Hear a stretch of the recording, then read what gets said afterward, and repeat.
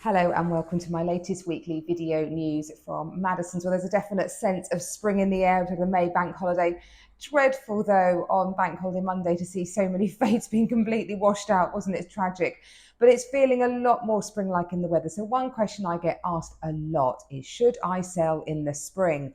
So the spring is traditionally one of the huge selling seasons in the world of property. It used to run kind of from March time through to about June, and then you'd have a quietness over the summer period, and then you kick off again for the autumn market, which equally ran for about 3 months as well. But the spring market now is super long. It runs from kind of the second or third week of January right through until July. But I think at this time of year, when things are feeling a lot greener, there's a sense of life, hope, new beginnings, and the weather is nicer, we all start to think about possibly moving house.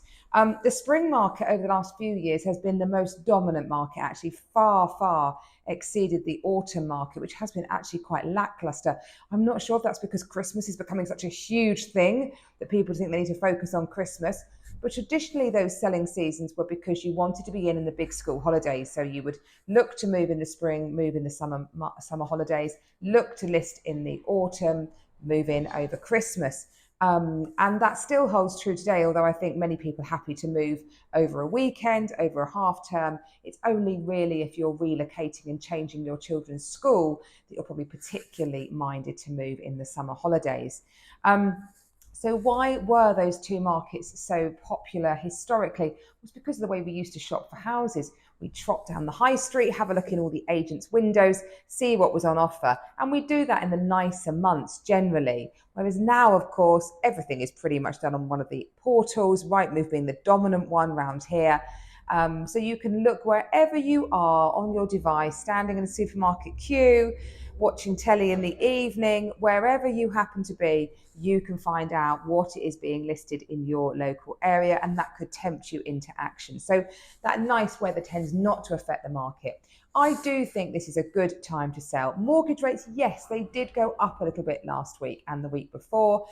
Because it was expected that Bank of England might bring base rate down a bit. They're saying they're not going to be for a bit. The banks were pricing in a bit of a drop. So mortgage rates didn't come down. Didn't come down, indeed went up a bit. But they're not expected to come down heavily anyway. They're kind of sitting roughly where they should be. Maybe a little bit high, will come down a little bit, but generally they're kind of where they should be for a developed economy. So I'm not convinced for 1 minute that much will happen in the mortgage market.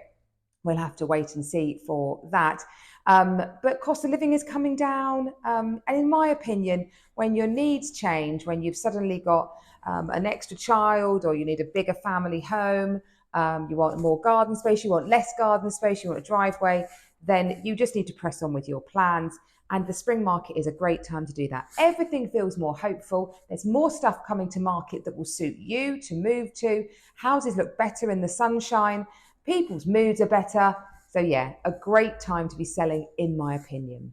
The BBC posted a really interesting video reel last week, which I thought showed how tellingly the family buyers' needs have not changed that much, actually. So it was in 1952, this news reel was posted. It was posted by Margaret Hubble. It was the £1,000 new home, the People's House it was called, and it records a family there settling into their new £1,000 home. 1952, so post-war Britain, lots of much more affordable housing to help people get on the property ladder.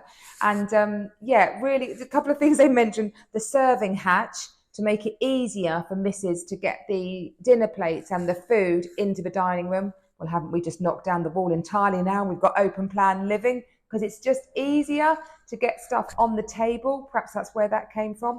The larder, really handy for really convenient and easy storage. A huge resurgence of the larder, be it in larder cupboards or a specialised room. So that has come back.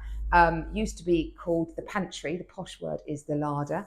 So big resurgence of that. And storage. So real emphasis put on how useful it was to have storage for bikes and stuff like that. And that's just as important today. So really interesting. Those needs of the family market, have they massively changed? We've slightly changed how we live within our homes. But generally, I think it's very much the same. So look at the BBC website for that. It's really, really interesting. And a great house that I have for sale that embraces all of those things, this wonderful house on Oakfield Court Road. It's on at a guide price of 1.45 million. Really lovely open plan kitchen, diner, sitting room, really great storage, and yeah, beautifully presented as well with a really great larder cupboard. So it's got all of those features. If that's of interest, do give us a call. It's in Coverty Claremont catchment and just steps away from the high street and the mainline station. So a really great location for that property, beautifully presented. Well, Tunbridge Wells Together, they have brought out their new guide of all events that are happening from May to October.